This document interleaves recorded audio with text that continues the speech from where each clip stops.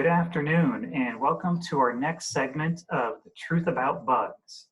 My name is Bob Bruner, and I am the Purdue A&R Extension Educator for Clay and Owen counties. And today we're going to talk a little bit about stink bugs. Here in Indiana, we have a few different species of stink bugs, and pretty much all of them are considered pests. It would be unusual if you have a garden or an orchard or a farm not to have a problem with these insects, as they very readily feed on several different kinds of crops that we value. Today, I want to share a little bit about a couple of species that we have and just talk to you about how we can identify them and the kind of damage that they're going to be doing. So right now, to start with, I am showing you a picture of our green stink bug. This is one that you can very easily find in gardens and orchards. It'll most likely be feeding on things like vine-grown vegetables, tomatoes, and that kind of thing. And of course, their name says it all. They are almost to a man perfectly green. A little bit about some of the identification of these species, and this will count for all stink bugs. All of these insects have a particular shield shape to them, and you can see that in that image I just showed you. They will also all feed using a type of organ called a rostrum. In these insects, the mouth parts no longer rip or tear or chew through their food, but they've rather evolved into this kind of needle-like protrusion from their head. They'll use this rostrum to poke it into vegetables or leaves and begin to drain out the fluids inside of the actual plant tissue, eventually drying it up, kind of like a vampire for your plants. These insects are what are considered cosmopolitan and generalist. What this means is that they are widespread everywhere, and they aren't picky about what they eat. So many of the things that you are going to be interested in growing, or maybe things that you have on your farm, they are going to be feeding on. And it doesn't matter where you are in the United States, unless you're in an area where you have a bit of a different environment. If you can have a temperate area with a farm or a garden, you are going to have stink bugs. So to start with, green stink bugs all lay eggs on the undersides of leaves. And this is a great image of these eggs. Small little green dots to your eye. If you zoom in on them, you're going to find this oval shape with a kind of cap on it. And that is quite literally what that is. As the insect hatches out of the egg, it will begin to push through that cap and eventually emerge. Once they hatch, they'll be very pale, and they're going to sit there and dry for a bit and then try to hide from predators before they start feeding. And you can usually find egg masses of around this number, and they're almost always on the underside of a leaf to try to offer more protection. Now, unlike other insects, this insect does not have a complete metamorphosis. It doesn't make a cocoon and then turn into something larger. It just starts off as a very small version of its adult self.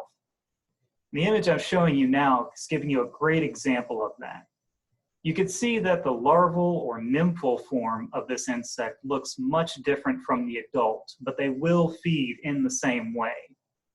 One thing you also should get from this image as well is that the adult actually has fully formed functional wings, whereas the nymph won't have those at all. All you'll see about the nymph is you'll begin to see little wing pads develop off of the back of the thorax over time as it molts and grows larger and gets closer to adulthood. Now, I mentioned earlier that we do have an invasive species of stink bug in the United States. And this is known as the brown marmorated stink bug. Now, we do have a native brown stink bug, and it lives pretty much exactly like its green cousin. However, the brown marmorated stink bug is a little bit different. Now, the way you could tell this apart from other native insects is that the particular banding that you could see around the legs and the antenna will stand out. And unfortunately, just due to its nature of being non-native, it will have spread everywhere. I would be willing to guess that the majority of stink bugs that you see right now are probably going to be brown marmorated. Now, the reason they're so effective is because as an invasive species, there are no known predators that can really identify this insect and eat it. Stink bugs also come equipped with a defense mechanism, thus their name. They can create an unpleasant smelling liquid to help protect themselves. Also, this particular invasive species, plants that it will consume haven't evolved defenses to protect them. So they're able to grow and spread everywhere with very little to try to contain their spread. And unfortunately, this not only means bad news for the plants we grow, but also for our homes, as if you're like me, you probably have stink bugs coming into your home at almost all times of the year. Now, just like its cousins, it's shield-shaped, and it's going to feed on a rostrum. It is also not very picky when it comes to food sources. It's going to eat what it thinks it's able to, and it can eat pretty much anything. And like I said, it's going to very readily enter our homes. Most likely, this is due to an overwintering behavior where they're trying to protect themselves from what they think is the end of a season. And they'll enter our homes to try to find a quiet place to do the insect equivalent of hibernation.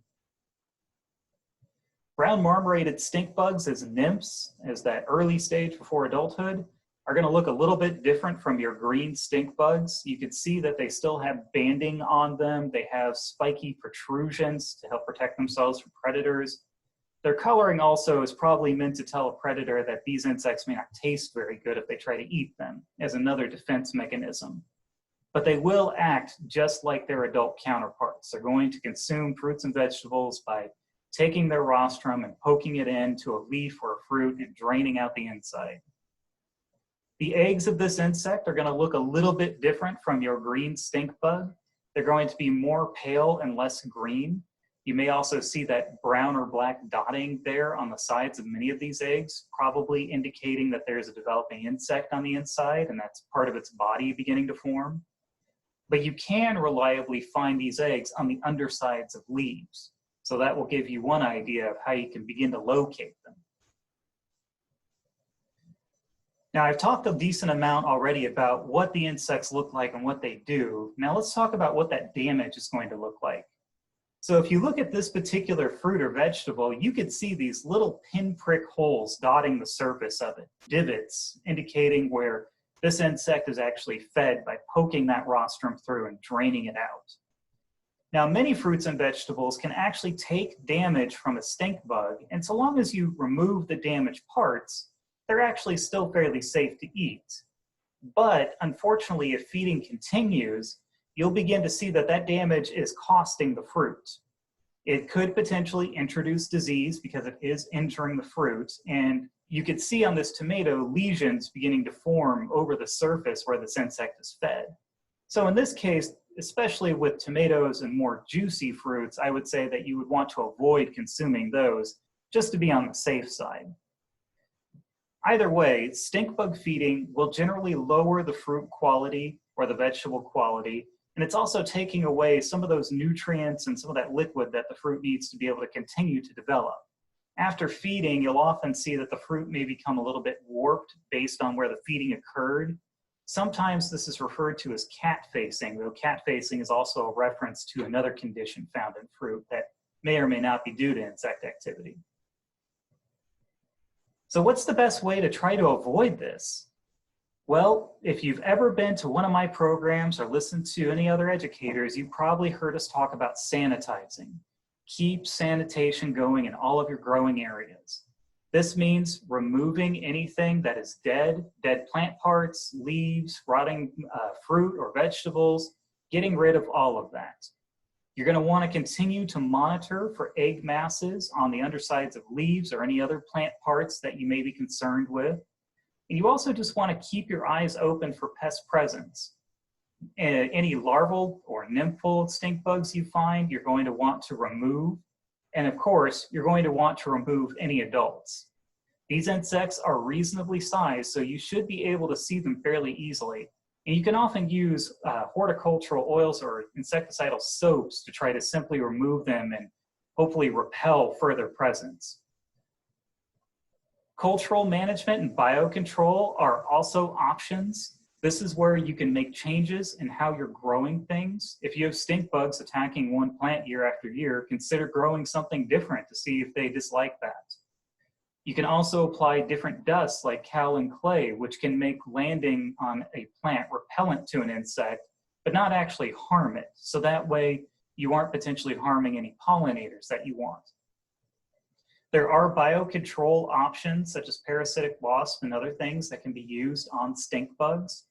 I would recommend please talk to an extension educator before you make that decision, because as with many living things, they're not necessarily going to do what you want them to do, but they are an option for control.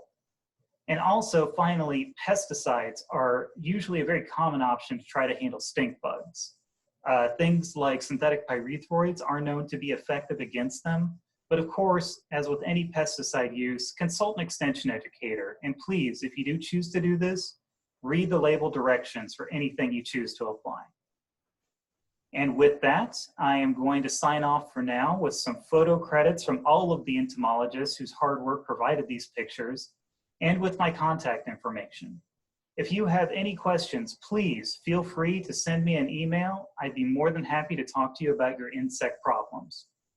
With that, I'm going to wish you guys a good day and a happy spring and summer.